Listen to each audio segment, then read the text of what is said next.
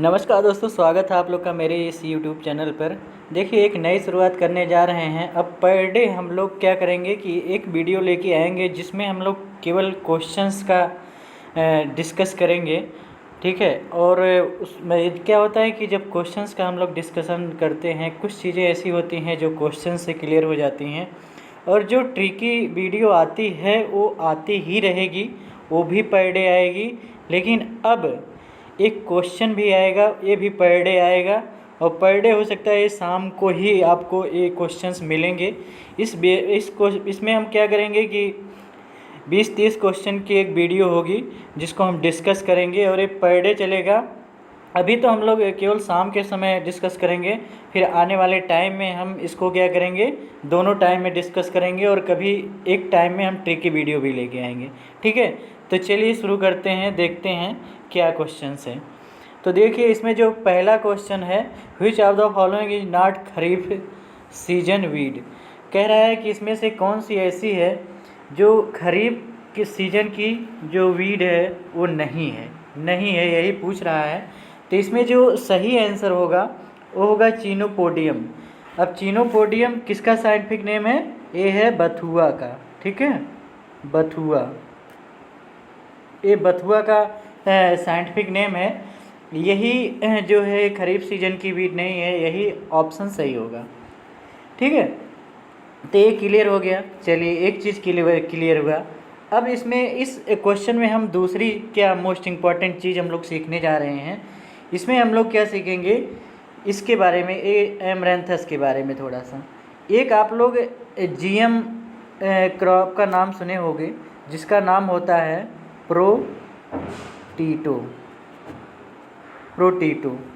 ये है, इसको हम लोग प्रोटीटो को कहते हैं कि प्रोटीन रिच पोटैटो, ठीक है, प्रोटीन रिच पोटैटो। क्यों कहा जाता है? क्योंकि आजकल के जो पोटैटो होते हैं उसमें शुगर की यानी कार्बोहाइड्रेट की मात्रा बहुत ज़्यादा होती है, लेकिन ये जो पोटैटो डेवलप किया गया जिसको हम लोग प्रोटीटो बोले, इसमें प्रोटीन की मात्रा सबसे ज़्यादा होती है, ठीक है।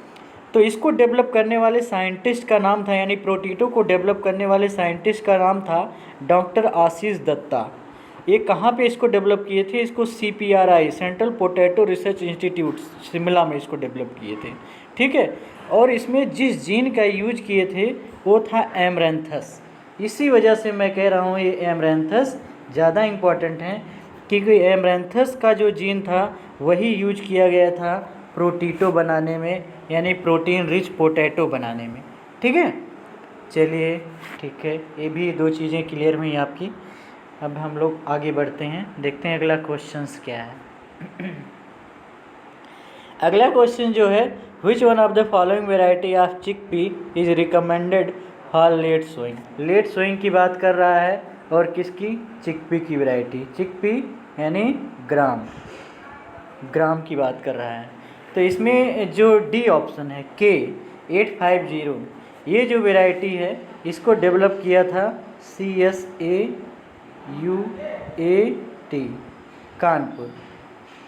कानपुर ने इसको डेवलप किया था, ठीक है। और ये जो वैरायटी है ये 155 दिन में तैयार हो जाती है, ठीक है, 155 दिन में तैयार हो जाती है। इस वजह से इसको लेट सोइंग के लिए यूज किया जाता है।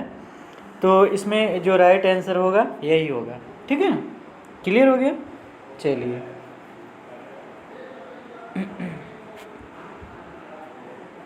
अगला जो इसमें क्वेश्चंस है वो है, which is the correct row ratio for intercropping of mustard, ठीक है। मस्टर्ड के इंटरक्रॉपिंग में जब हम लोग वीट के साथ जब हम लोग मस्टर्ड की इंटरक्रॉपिंग करते हैं तो क्या रेशियो रखना चाहिए, उससे रिलेटेड ये क्वेश्चंस है। तो इसमें देखिए क्या करते हैं कि जब वीट की सोइंग करते हैं तो उसमें क्या करते हैं, 9 लाइन, 4 5 6 7 8 9, ठीक है। ये जो 9 लाइन होती है ये वीट की होती है, ठीक है, वीट की। और जो लास्ट वाली लाइन, 10वीं जो लाइन होती है, 10वीं जो लाइन होती है ये होती है मस्टर्ड के लिए, ठीक है। तो इसमें क्या करते हैं, जो 9 रो होती है उसमें हम लोग क्या करते हैं, वीट की सोइंग करते हैं। और ये जो 10वीं रो होती है इसमें हम लोग क्या करते हैं, मस्टर्ड की सुइंग कर देते हैं। ठीक है, तो क्लियर हो गया। चलिए ठीक है, क्लियर हो ही गया होगा। चलिए अगला क्वेश्चन देखते हैं। अगला जो क्वेश्चन है कह रहा है कि इसमें मतलब chemical which regulate opening and closing of stomata. ठीक है, तो इसमें कह रहा है कि वह कौन सा केमिकल है जो स्टोमेटा के क्लोजिंग और ओपनिंग में हेल्प करता है। तो देखिए, तो इसमें जो सही होगा, इसके पहले हम लोग एक वीडियो लेके आए थे, ट्रिकी वीडियो, देखिएगा जाके, जिसमें हम लोग एंटी ट्रांसपेरेंट के बारे में डिस्कस किए थे। तो उसी में एक था स्टोमेटा क्लोजिंग टाइप का। ठीक है, तो उसी में एक और हम लोग एग्जाम्पल पढ़े थे पीएम में। ठीक है, तो पीएम में जो होगा वो स्टोमेटा क्लोजिंग और ओपनिंग टाइप के केमिकल्स हैं। ठीक है, अब देखिए यहाँ केमिकल की बात किया है, इस वजह से पीएम में हो गया। अगर यहीं वो एलिमेंट की बात कर देता किसी, ठीक है, अगर एलिमेंट की बात कर देता है तो हम लोग क्या करते हैं, पोटेशियम आयन सही कर देते हैं। ठीक है, पोटेशियम आयन भी स्टोमेटा के ओपनिंग और क्लोजिंग में हेल्प करता है। ठीक है, खुलने और बंद होने में हेल्प करता है। तो यहाँ केमिकल पूछा था, इस वजह से पीएम में हमारे टिक किए हम लोग। अगर किसी एलिमेंट की बात करता तो हम लोग पोटेशियम आयन टिक करते। ठीक है, चलिए अगला जो क्वेश्चन है वो है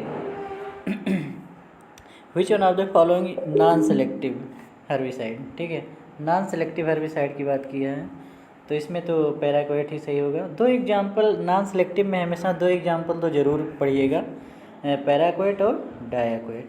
ठीक है, और पैराक्वेट डायाक्वेट इन सबको हम लोग कैसे याद करेंगे, इसके लिए भी बहुत ज़बरदस्त ट्रिक बना के वीडियो में अपलोड किया हूँ, उसको जाके देखिएगा, हर चीज़ क्लियर हो जाएगी। ठीक है, तो चलिए ये क्वेश्चन हो गया। अगला जो क्वेश्चन है, which one of the following is not narrow leaf weed. ठीक है, कह रहा है इसमें से कौन सी नैरो लीफ वीड नहीं है। ठीक है, नहीं है, तो इसमें जो सही होगा मेलिलोटस इंडिका। ठीक है, तो यही इसमें सही होगा।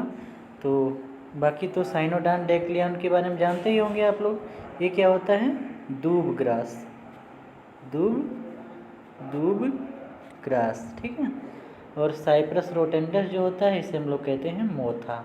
ठीक है, तो ये भी क्लियर कर लीजिएगा। क्लियर हो गया, चलिए ठीक है। अगला देखते हैं कि अगला क्या है। अगला जो क्वेश्चंस है वो है which one of the following can be assessed by using equation. ये जो एक इक्वेशन दिया गया है तो पूछ रहा है कि मतलब ये क्या है। तो देखिए, ये हार्वेस्ट डाइवर्सिटी इंडेक्स, ये डाइवर्सिटी लिख उठा है, तो इसको डाइवर्सिटी ही पढ़िएगा। ठीक है, ये वाला, और इनटू 10,000 यानी 10,000 अपान मल्टीपल क्रॉपिंग इंडेक्स, इसे हम लोग बोलते हैं MCI। ठीक है, इसे HDI। तो इसका जो राइट आंसर होगा वो होगा साइमल्टेनियस क्रॉपिंग इंडेक्स। ठीक है, साइमल्टेनियस क्रॉपिंग इंडेक्स इसे बोलते हैं SCI। तो इसमें जो राइट आंसर होगा साइमल्टेनियस क्रॉपिंग इंडेक्स। क्लियर हो गया, तो चलिए आगे बढ़ते हैं कि आगे क्या कौन सा क्वेश्चन है। आगे जो क्वेश्चन है, sunflower oil is rated a good quality oil because it contain. कह रहा है कि जो सनफ्लावर का ऑयल होता है उसे मतलब एक अच्छे क्वालिटी का ऑयल माना जाता है, रेटेड किया जाता है। क्यों, आखिर ऐसा क्या होता है। तो इसके लिए जो एकदम राइट आंसर है वो है, इसमें high quantity of unsaturated fatty acid पाए जाते हैं। ठीक है, इसमें बहुत हाई क्वांटिटी के अनसेचुरेटेड फैटी एसिड पाए जाते हैं, इस वजह से इसको बहुत अच्छा माना जाता है। ठीक है, क्लियर हो गया, चलिए ठीक है। अगला क्वेश्चन देखते हैं, अगला क्या है। अगला जो क्वेश्चन है वो पूछ रहा है आइसोप्रोट्यूरॉन इज ए। कह रहा है जो आइसोप्रोट्यूरॉन एक क्या है, तो क्या है ये तो बहुत ही नॉर्मल क्वेश्चन है। ये हर्बिसाइड है, जो फंगस को किल करे उसे फंजीसाइड कहते हैं, जो इंसेक्ट को किल करे उसे इंसेक्टिसाइड कहते हैं, जो निमेटोड को किल करे उसे निमेटिसाइड कहते हैं, जो हर्ब को किल करे, ठीक है, यानी जो मतलब वीड होती है, वीड को जो किल करे उसे हम लोग वीडिसाइड भी बोलते हैं या हर्बिसाइड भी बोलते हैं, ठीक है। तो ये तो क्लियर हो गया कि जो आइसोप्यूटेरॉन है ये है हर्बिसाइड, ठीक है। अब हर्बिसाइड इतना तो क्लियर हो गया। अब देखिए आइसोप्यूटेरॉन का यूज कहाँ किया जाता है, किसके कंट्रोल के लिए। हमें पता है कि वीट जो होता है, वीट की एक वीड है जिसे हम लोग कहते हैं फेलेरिस माइनर, ठीक है। तो जो एक वीट की जो है एक वीड है जिसे हम लोग कहते हैं फेलेरिस माइनर, और फेलेरिस माइनर को कंट्रोल किया जाता है आइसोप्यूटेरॉन से, ठीक है। किया जाता था, है नहीं, ठीक है। क्योंकि अब जो है ये जो फेलेरिस माइनर है ये आइसोप्यूटेरॉन से अपने आप को बहुत ज़्यादा रेजिस्टेंट हो गई है इससे, ठीक है। अब इसका आइसोप्यूटेरॉन का फेलेरिस माइनर के ऊपर कोई इफेक्ट नहीं पड़ता है, यानी बहुत रेजिस्टेंट हो गई है इसके प्रति। तो फिर एक साइंटिस्ट थे R.K. मलिक, नाम सुना होगा आप लोगों ने, मलिक, ठीक है। R.K. साइंटिस्ट का नाम था R.K. मलिक, कहाँ पे थे, हिसार में, ठीक है।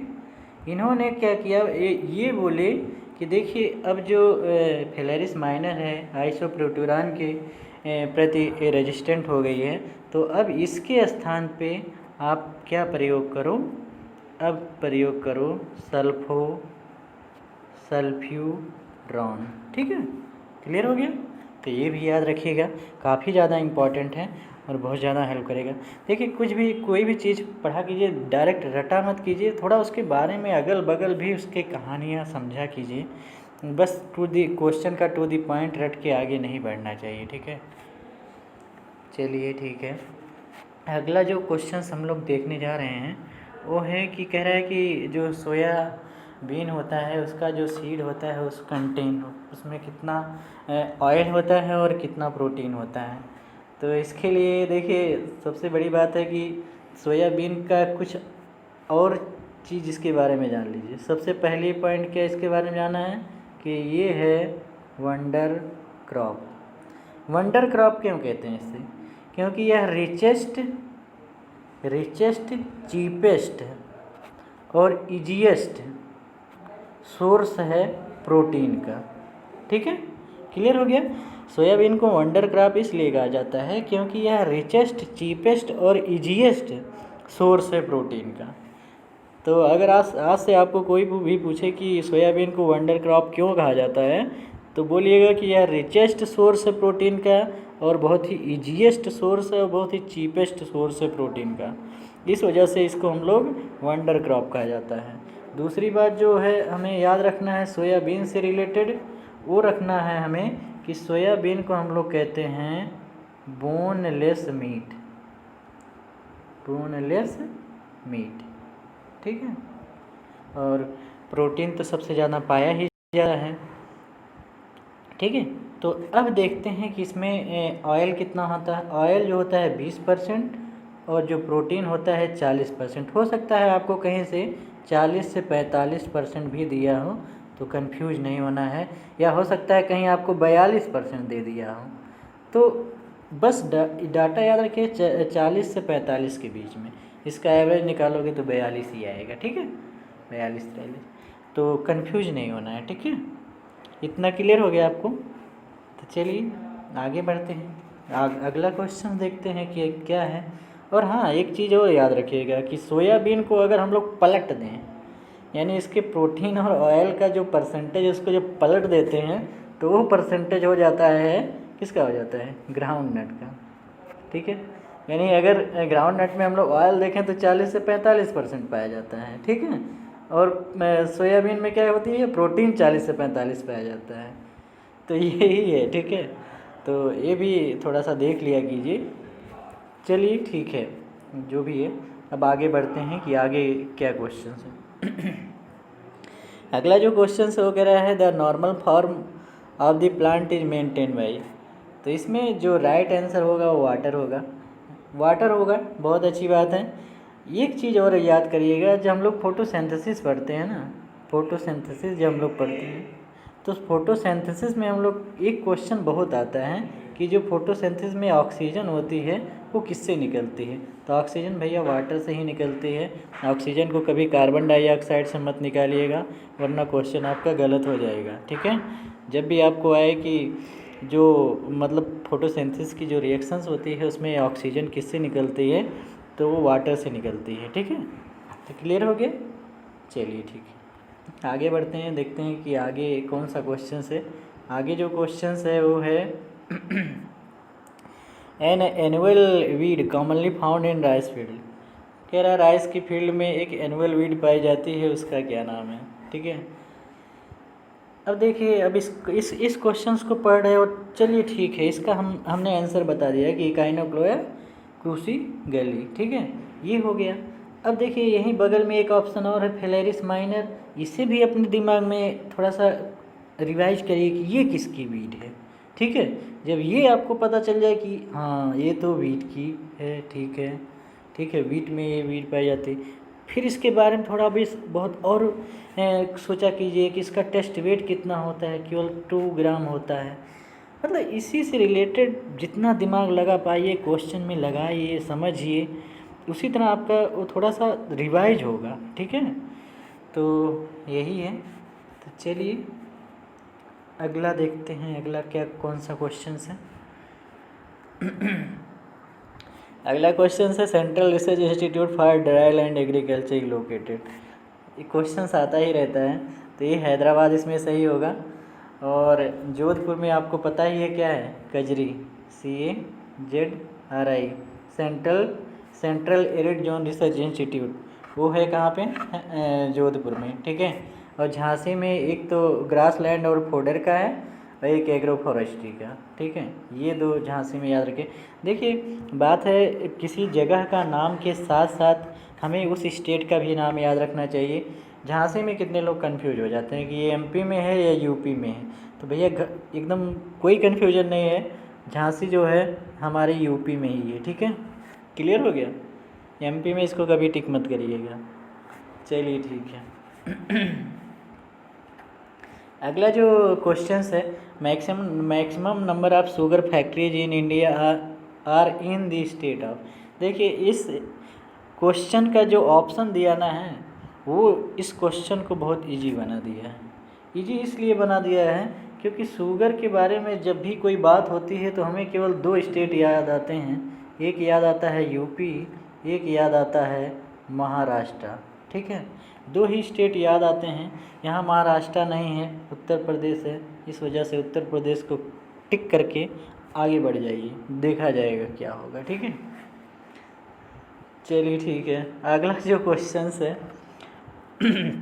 Process of loosing for separation fibres from plant is known as. बहुत ही अच्छा क्वेश्चन है, इसे हम लोग कहते हैं रेटिंग। ठीक है, और क्यूरिंग कहाँ की जाती है, क्यूरिंग देखिए 2 जगह की जाती है, एक तो टी में की जाती है, एक टोबैको में भी की जाती है। ठीक है, 2 क्रॉप को याद रखिएगा। और रेटिंग किस में की जाती है, जूट की। ठीक है, तो क्लियर हो गया। चलिए ठीक है, आगे बढ़ते हैं, देखते हैं अगला क्वेश्चन क्या है। Which are the following root in maize give anchorage to plants. ठीक है, इस ऑप्शंस को अगर हम लोग देखें ध्यान से तो सेमाइनल रूट नहीं होगा, क्राउन रूट नहीं होगा, देखिए प्रॉप रूट भी नहीं होगा।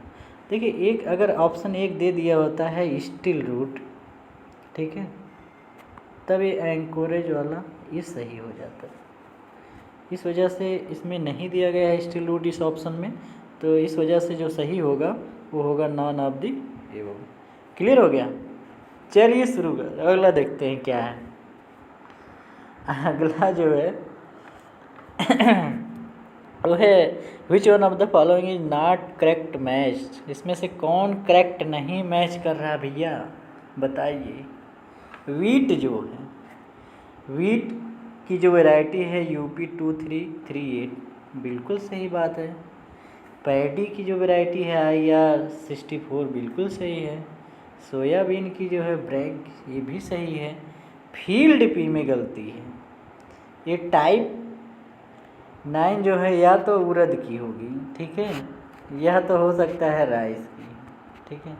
2 की हो सकती है, तो दोनों ऑप्शन में नहीं है, फील्ड पे है, कोई मतलब नहीं है, बिल्कुल यही डी ऑप्शन टिक कर दीजिएगा, आगे बढ़ जाइएगा, सब सही होगा, ठीक है। चलिए आगे देखते हैं क्या है अगला क्वेश्चन। अगला क्वेश्चन जो है, national institute of agricultural extension management is located. बहुत इम्पॉर्टेंट क्वेश्चन है, लोग थोड़ा सा कंफ्यूज होते हैं इसमें, तो कंफ्यूज नहीं होता है। ये है हैदराबाद में, और इसी को आजकल बोलते हैं मैनेज, ठीक है, मैनेज, ठीक, क्लियर हो गया, तो ये भी याद रखिएगा। चलिए अगला क्वेश्चन देखते हैं कि अगला कौन सा क्वेश्चन है। अगला जो क्वेश्चन है वो है lab to land. Lab to land programme was started in India in the year. देखिए इससे रिलेटेड 2-3 बातें अगर आप याद रख लीजिएगा तो आपका क्वेश्चन कभी गलत नहीं होगा, ना ही इससे बाहर जाएगा। लैब टू लैंड प्रोग्राम जब भी आए, एक तो उसका ईयर आपको याद रखना है 1979। दूसरा एक क्वेश्चन ये भी पूछ लेता है कि इसको स्टेट गवर्नमेंट ने किया था या सेंट्रल गवर्नमेंट ने, ठीक है, तो इसको हमेशा याद रखिएगा सेंट्रल गवर्नमेंट ने स्टार्ट किया था, ठीक है। और ये क्वेश्चन और भी आता है कि ये कब स्टार्ट किया गया था, तो ICAR की गोल्डन जुबली मना रहे थे, गोल्डन जुबली मना रहे थे, तब इसको स्टार्ट किए थे, ठीक है, क्लियर हो गया। चलिए ठीक है, अगर ये 3-4 पॉइंट आप लैब टू लैंड प्रोग्राम से रिलेटेड पढ़ लिए तो यही हमेशा आता है, आता रहेगा, कभी कोई कन्फ्यूजन नहीं होगी, ठीक है। अगला जो क्वेश्चन है, Indian institute of pulses research, बहुत ही अच्छा क्वेश्चन ये भी है, ये है कानपुर में, ठीक है, IIPR ये कानपुर में है भैया, और वाराणसी में जो है वेजिटेबल का है। लखनऊ में जो है, यहाँ पे तो Indian institute of sub tropical horticulture Lucknow में है, Indian institute of sugar cane research Lucknow में है, central drug research institute Lucknow में है, CMAP जिसे कहते हैं central institute of medicinal and aromatics plant Lucknow में है, national botanical research institute Lucknow में है, central toxicological research institute Lucknow में है, और एक ब्यूरो जो फेमस है national bureau of fish genetic resource, ये भी लखनऊ में ही है। तो लखनऊ ही है, ये नवाबों का शहर है, तो उसे मत भूलिएगा, ठीक है, बहुत अच्छी अच्छी चीज़ें वहाँ हैं, ठीक है। चलिए फैज़ाबाद में ऐसा कुछ नहीं है, फैज़ाबाद में एक यूनिवर्सिटी है एग्रीकल्चर की, वो भी कुमारगंज में है, फैज़ाबाद से थोड़ा सा दूरी पे है, जिसे आचार्य नरेंद्र देव एग्रीकल्चरल यूनिवर्सिटी बोलते हैं, ठीक है, तो वो है वहाँ पे। हाँ, और तो ठीक है, तो चलिए आगे बढ़ते हैं। अगला जो क्वेश्चन है वो कह रहा है कि जो sulphuron is used as a substitute. देखिए ऊपर मैं इस क्वेश्चन को डिस्कस कर चुका हूँ, ठीक है, यहाँ पे भी मैं आपको डिस्कस करके थोड़ा सा बता देना चाहता हूँ कि जब फेलेरिस माइनर जो थी वो आइसोप्रोट्यूरान के प्रति बहुत रेजिस्टेंट हो गई थी, तब ये बोला गया भैया अब ये कुछ नहीं कर पाएंगे, आइसोप्रोट्यूरान को हटा दीजिए, अब ले आइए सल्फ्यूरॉन को, ठीक है, इनको लाइए, अब यही टक्कर लेंगे किससे, फेलेरिस माइनर से। तब इन सल्फ्यूरॉन किसके स्थान पे आए, आइसोप्रोट्यूरॉन इनके स्थान पे आए हैं, ठीक है, तो क्लियर हो गया, भूलेगा नहीं, चलिए नहीं भूलेगा। तो अगला क्वेश्चन देखते हैं क्या है। अगला क्वेश्चन है which of the following is TPS variety of potato. बहुत बढ़िया है, TPS का फुल फॉर्म होता है ट्रू पोटैटो सीड, ठीक है, ट्रू पोटैटो सीड जो होता है इसकी ये वैरायटी पूछा है, तो HPS 1/113, ठीक है, 2 वैरायटियाँ हैं, तो इसको पढ़ लीजिएगा अच्छे से। अगला जो क्वेश्चन है वो है for calculating value of P। कह रहा है कि यानी P की वैल्यू पूछ रहा है, ठीक है, P की वैल्यू कह रहा है कि जो P हमें कैलकुलेट करना है, तो हम लोग P2O5 को किससे मल्टीप्लाई कराएंगे, यही क्वेश्चन से पूछ रहा है। तो हमने इसके लिए भी एक ट्रिक बनाया है कि आप इसको कैसे याद रखोगे, तो वो भी जाके देखिएगा। जो हमने कहा था कि जब बड़े की वैल्यू पूछे तो बड़े से मल्टीप्लाई कर दीजिएगा। बड़े का मतलब है कि जैसे अगर पूछता P2O5 तो P2O5 भाई बड़ा लग रहा है, तो P2O5 की जब वैल्यू पूछता तो P2O5 equal to percentage of phosphorus into 2.146 कर देते, ठीक है। और अब यहाँ क्या है, छोटे की वैल्यू पूछा है तो छोटे से मल्टीप्लाई करेंगे, यानी इसमें बी ऑप्शन सही हो जाएगा, ठीक है। क्लियर हो गया। तो इसमें क्या करेंगे हम लोग 0.437 से मल्टीप्लाई कर देंगे। क्लियर हो गया। चलिए ठीक है, आगे देखते हैं कि आगे क्या है, क्या कहानी है। अगला जो क्वेश्चन है वो है, पूछ रहा है कि बहार is a popular variety of. बहार है, देखिए अब बहार में ही अरहर छुपा हुआ है देखिए अरहर नहीं आहार छुपा हुआ है, तो हम लोग क्या अरहर लिखते हैं, हर, ठीक है। तो क्या है, हर है, तो इसमें भी हार है, बहार में भी हार है और अरहर में भी हार है। अरहर को ही हम लोग कहते हैं पिजन पी, तो बहार किसकी पॉपुलर वैरायटी हो गई, पिजन पी की। क्लियर। चलिए ठीक है, वैसे से इसको याद कर लिया कीजिए, ठीक है, थोड़ा सा याद रहता है लंबे समय के लिए, कुछ ऐसा कर लेना चाहिए। कह रहा है which of the two crop contribute 75%, ठीक है। 75% कंट्रीब्यूशन है टोटल पल्स प्रोडक्शन में। इंडिया में जो टोटल पल्स प्रोडक्शन होता है उसमें से कौन ऐसी दो क्रॉप हैं जिनका 75% कंट्रीब्यूशन है। यानी इंडिया में जितनी भी दालें प्रोड्यूस होती हैं, जिनका उत्पादन होता है, उसमें से दो ऐसी फसलें हैं जिसमें कि उसका 75% योगदान होता है, तो वो है ग्राम और अरहर, ठीक है। दो बहुत ही इम्पोर्टेंट हैं, इसको ज़रूर याद रखिएगा, ठीक है। चलिए ठीक है, आगे देखते हैं क्या है अगला जो क्वेश्चन है, which one of the following seed rate is recommended for sowing American cotton. American cotton की ये बात कर रहे हैं भैया, कह रहे हैं कि सीड रेट बताइए हमें कितना सोइंग किया जाता है। इसमें 20 से 25 टिक करिएगा, ठीक है। कहीं कहीं हो सकता है कि आपको 15 से 25 दिया हो, तो कंफ्यूज नहीं होना है, 20 से 25 टिक कर दीजिएगा, सही हो जाएगा, ठीक है। चलिए अगला क्वेश्चन देखते हैं। अगला क्वेश्चन दिया विच वन ऑफ द फॉलोइंग। देखिए नॉन सेलेक्टिव है तो क्वेश्चन हम लोग ऊपर डिस्कस कर चुके हैं, नॉन सेलेक्टिव वाला पैराक्वाइड, ठीक। तो इसमें यहाँ हम लोग ज़्यादा टाइम नहीं अपना ख़त्म करेंगे, आगे बढ़ते हैं। देखिए which of the following crop cause maximum reduction in soil एल्केलिनिटी। तो इसमें जो सही होगा काउपी होगा। काउपी के बारे में एक क्वेश्चन ज़रूर याद रखिएगा, इसे कहते हैं वेजिटेबल मीट, ठीक है, वेजिटेबल मीट बोलते हैं इसको, काउपी को। इनके बारे में इतना चीज़ तो ज़रूर याद रखिएगा, ठीक है। अगर इतना याद रख लेंगे ना, तो दूसरी बात मेज के बारे में एक चीज़ तो ज़रूर याद रखिए, इनका तीनों सीजन में सोइंग की जाती है, ठीक है, तीनों सीजन में सोइंग की जाती है, तो ये भी याद रखिएगा, कभी कभी क्वेश्चन आ जाता है मेज के बारे में। तो चलिए अगला देखते हैं कौन सा क्वेश्चन है।